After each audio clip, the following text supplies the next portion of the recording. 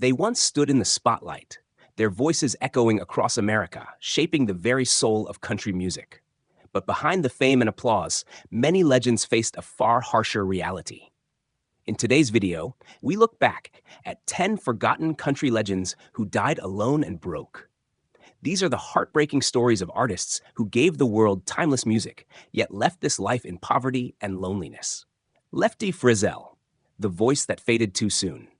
In the golden era of country music, few names carried as much weight as Lefty Frizzell. Born in Montchinchon-Height, he grew up in the oil fields of Texas, a boy with a natural gift for phrasing and emotion that would forever change the way country music was sung. When Lefty broke through in the early 1950s with hits like If You've Got the Money, I've Got the Time, and I Love You 1,000 Ways, he instantly stood apart. His smooth, elastic vocal style influenced an entire generation. Merle Haggard, Willie Nelson, and George Jones all credited Lefty as their guiding light. For a time, it seemed he was untouchable, a rising giant who could do no wrong. But fame can be cruel, and for Lefty Frizzell, success carried shadows. His relentless touring schedule, coupled with the pressure to keep producing hits, took a toll. Alcohol became both his escape and his undoing. As the 1960s rolled on, younger voices captured the spotlight, while Lefty's career slowly drifted into the background. His once innovative sound was now competing with the Nashville machine, and the hits stopped coming. The man who had taught others how to phrase a country song now struggled to find his own place in a changing industry. Behind closed doors, Lefty's personal life was unraveling. Drinking heavily, he battled financial instability and health issues. The money he had once earned so easily slipped away, and the adoration of the crowds felt like a distant memory. In the end, the man who had shaped country music's vocal DNA found himself forgotten by the very world he helped to build. On July 19, 1975, Lefty Frizzell died from a massive stroke at just 47 years old. He passed not in glory, but in obscurity, burdened by years of poor health and financial hardship. His funeral was modest, and though his peers recognized his genius, the public had largely moved on. Only later would country historians and fans rediscover the depth of his influence, cementing his status as one of the most important vocalists the genre had ever known. Lefty Frizzell's story is a haunting reminder. Even the brightest stars can burn out quickly, leaving behind only echoes of a voice that once defined an era. Hank Williams, the lonely heart of country music. If there was ever a name that embodied the soul of country music, it was Hank Williams. Born in rural Alabama in Montchinchon-Height, Hank grew up in poverty, learning to play guitar from a street bluesman named Rufus T-Tot Payne. Out of hardship came a raw, aching voice that would define country music for generations. By the late 1940s, Hank Williams was the brightest star in Nashville, with songs like Lovesick Blues, Your Cheatin' Heart, and I'm So Lonesome I Could Cry becoming instant classics. His lyrics carried pain, longing, and honesty, truths that resonated with working-class America. Yet behind the curtain of success was a man crumbling under the weight of his own demons. Hank suffered from spina bifida occulta, a painful condition that haunted him throughout his life. To numb the pain, he turned to alcohol and morphine. His drinking spiraled out of control, leading to missed performances, broken relationships, and constant battles with the Grand Ole Opry. At just the height of his career, the very industry he helped build began to distance itself from him. As his fame soared, his personal life fell apart. His marriage to Audrey Shepard was turbulent, filled with jealousy, infidelity, and fights fueled by alcohol. Friends recalled how Hank could light up a room with his music one night and be utterly desolate the next. The same voice that gave comfort to millions could not comfort its owner. On New Year's Day, 1953, Hank Williams' story came to its tragic end. He was only 29 years old when he died in the backseat of a Cadillac on the way to a concert in West Virginia. The cause, a lethal combination of alcohol, morphine, and heart failure. Found alone with his guitar, he left the world as he often lived, isolated, haunted, and broken despite his enormous talent. At the time of his death, Hank was deep in debt, his health destroyed, his career in shambles. The man who had given voice to loneliness had himself died in its cruelest form, young, broke, and alone. Yet, in the years that followed, Hank Williams was elevated to near mythical status. His songs continued to inspire artists from Johnny Cash to Bob Dylan, proving that while his life was cut short, his influence was eternal. Hank's legacy stands as one of country music's greatest paradoxes, a man who sang the truth of the human heart but never found peace within his own.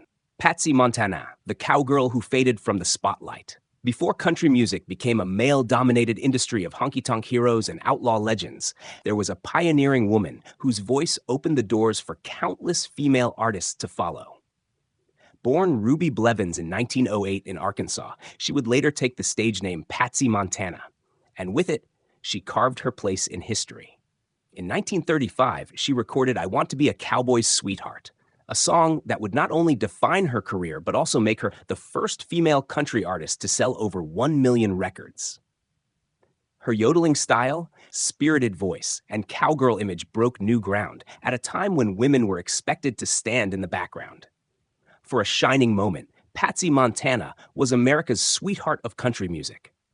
But success in the 1930s and 40s didn't guarantee long-term stability, especially for women in an industry that rarely rewarded them equally. As the years passed, newer stars emerged, the Nashville sound took over, and Patsy's music, once revolutionary, was pushed aside by changing tastes. Though she continued performing with small groups and made appearances at the Grand Ole Opry, the spotlight had dimmed. The royalties from her groundbreaking hit were modest compared to the millions it earned for record companies. And as her popularity waned, so too did her financial security. In her personal life, Patsy remained devoted to her family and her faith, but behind the cheerful yodels was a woman who quietly struggled with being forgotten. While contemporaries like Kitty Wells and later Patsy Cline carried the torch for women in country, Montana's pioneering role often went unmentioned. Despite her historic achievement, she spent much of her later life away from the public eye, living modestly and far removed from the fame she once knew. By the 1980s and 90s, only dedicated historians and fans still remembered the impact of Cowboy's Sweetheart. Patsy continued to perform occasionally, even recording into her 80s, but the industry that she helped open for women had largely passed her by. She died in 1996 at the age of 87, not in poverty as stark as some of her peers, but in relative obscurity, with little of the recognition her groundbreaking career deserved. Today, Patsy Montana's story stands as both inspiring and tragic. She proved that a woman could top the charts, influence generations, and blaze a trail in a genre dominated by men. Yet in her final years, she lived quietly, forgotten by the masses who once adored her. Hers is a reminder of how quickly the music world moves on, even from those who make history. Bạn có muốn mình viết tiếp nhân vật thứ tư, Spade Cooley, với cùng phong cách, không? Spade Cooley, the king of Western swing, who fell from grace. In the Munchin Volmies, no figure in Western swing shined brighter than Donnell Clyde's Spade Cooley. Born in Munchintinhay in Oklahoma, he rose from humble beginnings as a fiddle player to become known as the king of Western swing. With his big band sound that mixed jazz, country, and dance hall energy, Cooley electrified crowds across California and beyond. His music captured the spirit of post-war America, where optimism and rhythm ruled. He wasn't just a musician. He became a movie actor, a television star, and a household name. For a brief time, Spade Cooley was living the American dream, basking in wealth, fame, and admiration. But beneath the polished image was a man consumed by pride, jealousy, and violence. Fame fed his ego, and his personal life began to unravel. His marriage to Ella Mae Evans was fraught with turmoil, and behind closed doors, Cooley's temper often exploded. His once golden reputation would soon collapse under the weight of scandal. In 1961, the world of Western swing was rocked when Spade Cooley was convicted of brutally murdering his wife. The shocking crime destroyed his career instantly and left his name forever tarnished. No longer celebrated as a star, he became a cautionary tale of how fame and power can corrupt. Once cheered on stage, he was now confined within the walls of prison, where he traded spotlights for cell bars. For years, Cooley languished behind bars, his fortune gone, his legacy shattered. The man who had once been called a pioneer of modern country music was now a forgotten relic, spoken of only in whispers of disgrace. In 1969, after nearly a decade in prison, Spade was granted a short leave to perform at a benefit concert. Some saw it as a glimmer of redemption, a final chance for the fallen star to reclaim a piece of his past. But fate was not so merciful. After leaving the stage that night, Spade coolly collapsed from a massive heart attack. He died at 58, penniless, disgraced, and abandoned by the very industry that once crowned him king. Spade Cooley's story is not one of simple tragedy. It is a tale of how greatness can be consumed by darkness. He stood at the pinnacle of Western swing, only to lose everything to violence and scandal. Today, he is remembered less for his music and more as a grim reminder of how quickly fame can turn to infamy. Faron Young, the hillbilly heartthrob who couldn't escape his demons. In the Mointeen Namis and Soapies, few artists embodied the charm and energy of country music like Faron Young. Born in Mointeen Body High in Shreveport, Louisiana, Faron rose from a modest background to become one of the brightest young stars of the Grand Ole Opry. With his boyish looks and smooth voice, he was nicknamed the Hillbilly Heartthrob, captivating audiences with hits like Hello Walls, Live Fast, Love Hard, Die Young, and If You Ain't Lovin', You Ain't Livin'. Beyond singing, he helped popularize new artists, even investing in the careers of future legends like Willie Nelson. At his peak, Faron was not only a star but a trendsetter, admired for his wit, generosity, and boundless energy. But fame for Faron Young came with a darker side. As the years passed, the very charm that had once defined him gave way to anger, alcoholism, and erratic behavior. He struggled with depression, often masking his pain with biting humor that alienated friends and colleagues. By the 1980s, country music had shifted. New sounds and younger voices dominated the charts, and Faron, once a headliner, found himself pushed aside. His career stalled, his finances dwindled, and the industry he had once helped shape no longer had a place for him. Personal turmoil made matters worse. Divorces, strained family relationships, and his ongoing battles with alcohol deepened his sense of isolation. Behind the curtain of his quick wit was a man who felt forgotten, rejected, and unable to adapt to a world that had moved on without him. Though he continued performing in smaller venues, the spotlight that had once shone so brightly was now dim. In December 1996, Faron Young reached his breaking point. Alone in his Nashville home, he took his own life with a gunshot wound. He was 64 years old. The man who had sung so many songs about living fast and loving hard had in the end been consumed by the very struggles he once sang about. Faron's death shook the country music community, serving as a stark reminder of how fame can fade and demons can overtake even the brightest talents. Though his later years were clouded by pain and controversy, his influence on the genre remains undeniable. His recordings continue to inspire, echoing with the energy of a man who once ruled the stage, but could not outrun the shadows of his own heart. Boxcar Willie, the hobo king of country music. In a genre built on stories of wanderers, heartbreak, and hard living, few artists ever embodied the spirit of the drifter quite like Boxcar Willie. Born Leslie Travis Martin in Mointeen Tamiwon in Texas, he began life far from the glamour of the stage. After serving in the U.S. Air Force, he pursued music with a persona that would make him unforgettable. The image of a rail-riding hobo with a scruffy hat, patched overalls, and a heart full of songs. When he stepped onto the stage as Boxcar Willie, audiences immediately connected with his authenticity. He wasn't just playing a character. He was channeling the spirit of the forgotten men who lived and sang on America's railways. His breakthrough came in the late 1970s when he won a major talent contest on radio, which led to appearances at the Grand Ole Opry. With songs like Wabash Cannonball and Hobo Heaven, he charmed fans worldwide.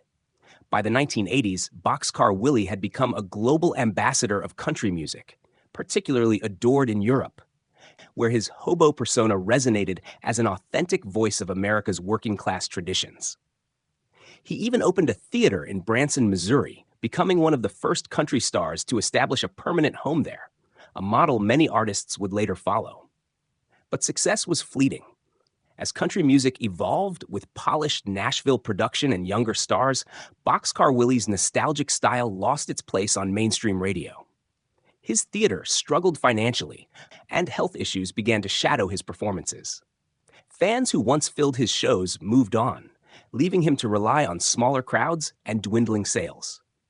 In the 1990s, tragedy struck when he was diagnosed with leukemia. Despite battling the disease, Boxcar continued to perform as long as he could, staying true to the drifter's spirit, singing for the people, even when the spotlight had faded. By the time of his death, in 1999, at the age of 67, he was no longer the celebrated figure of the 1980s, but rather a man remembered fondly only by loyal fans and the Branson community. Boxcar Willie's story is bittersweet. He rose from obscurity to embody one of the most colorful personas in country history, capturing hearts with the voice of a wanderer. Yet, like the very hobos he represented, he ended his life far from glory, ill, struggling, and largely forgotten by the industry that once celebrated him. Still, his legacy as the king of the hobos ensures that his songs will forever echo like the whistle of a midnight train. Johnny Paycheck, the rebel who paid the price.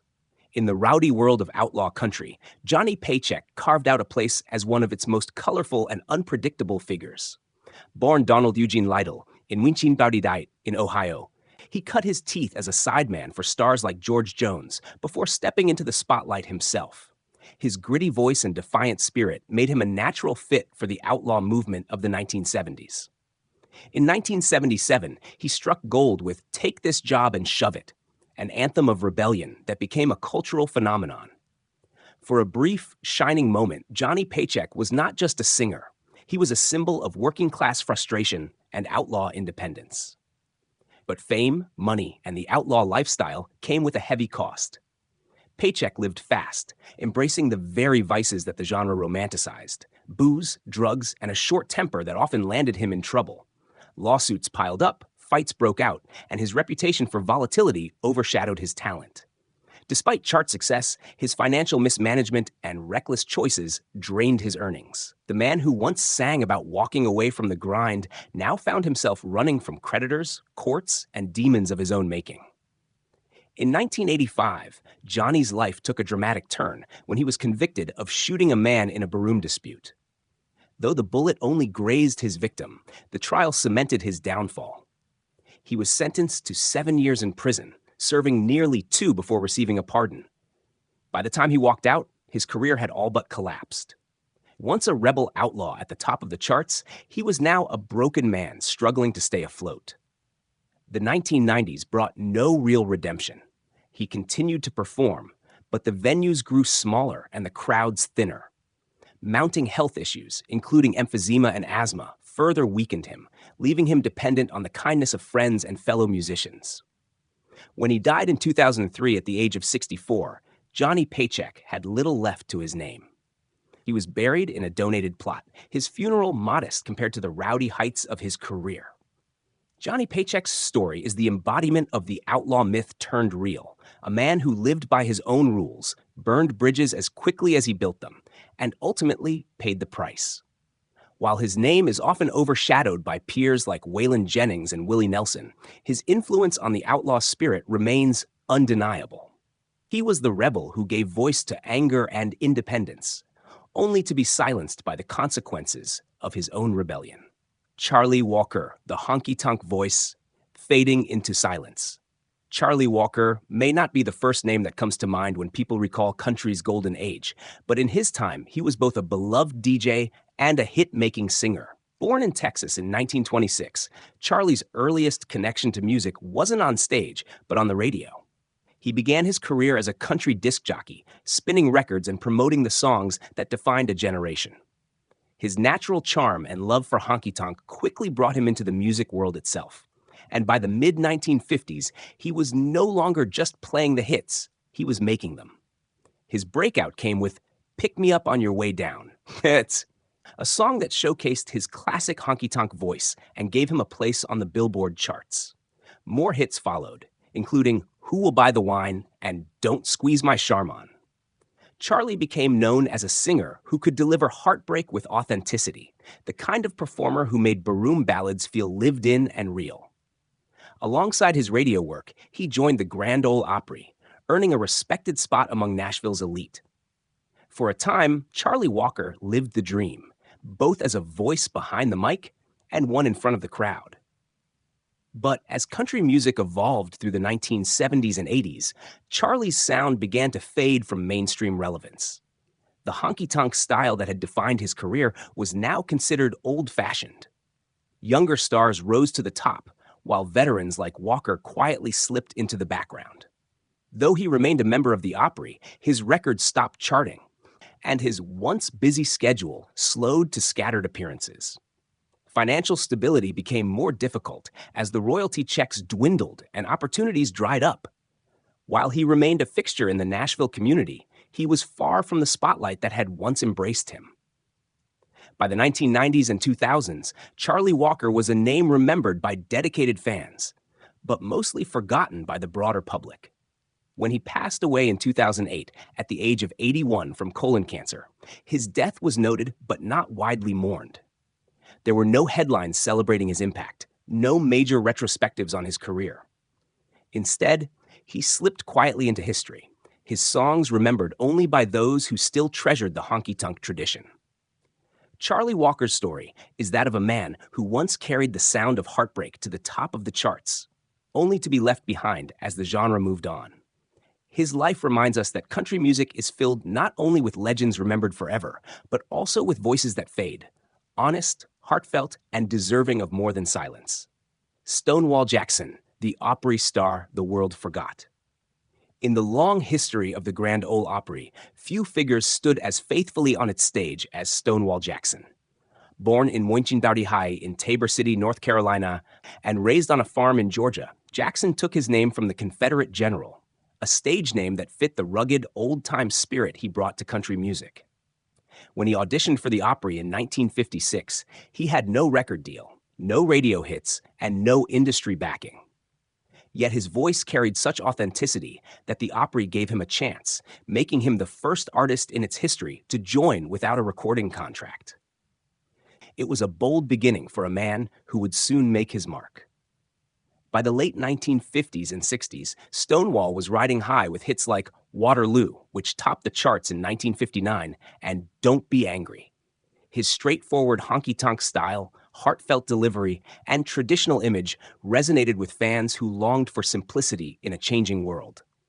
For decades, he remained a regular on the Opry stage, embodying its tradition and spirit. He was never the flashiest star, but he was steady, reliable, and respected.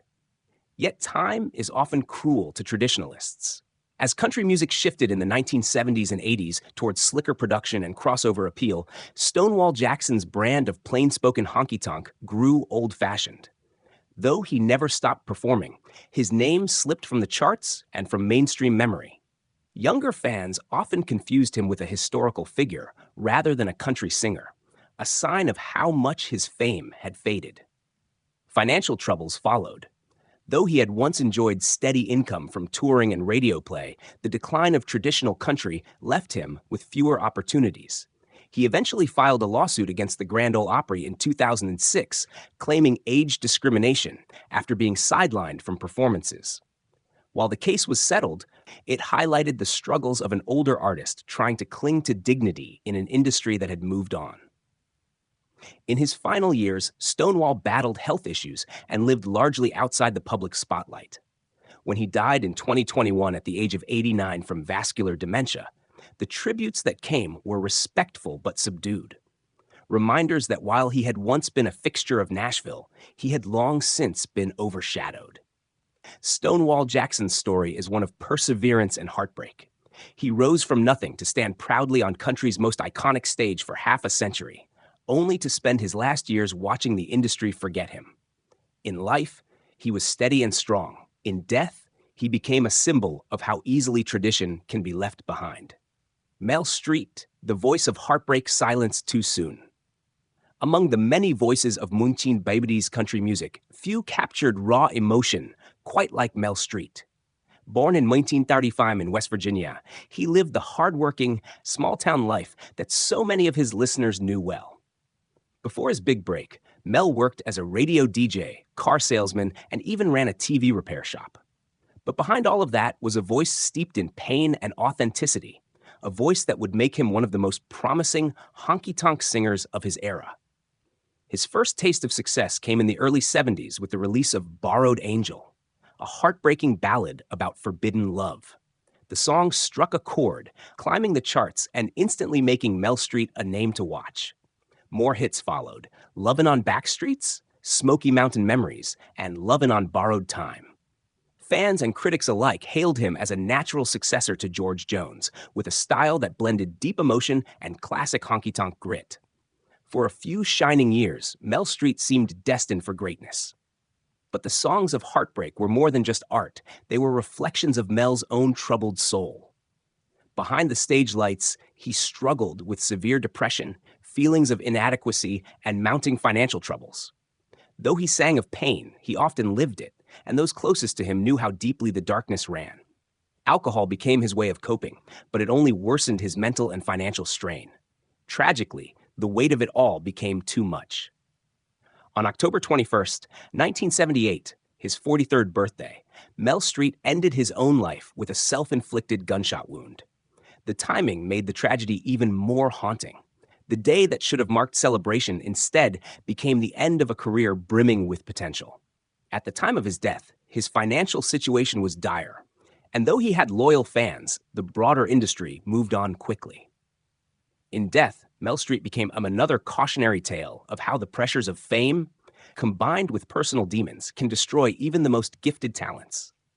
While his name never reached the iconic heights of George Jones or Merle Haggard, his music remains cherished by those who remember.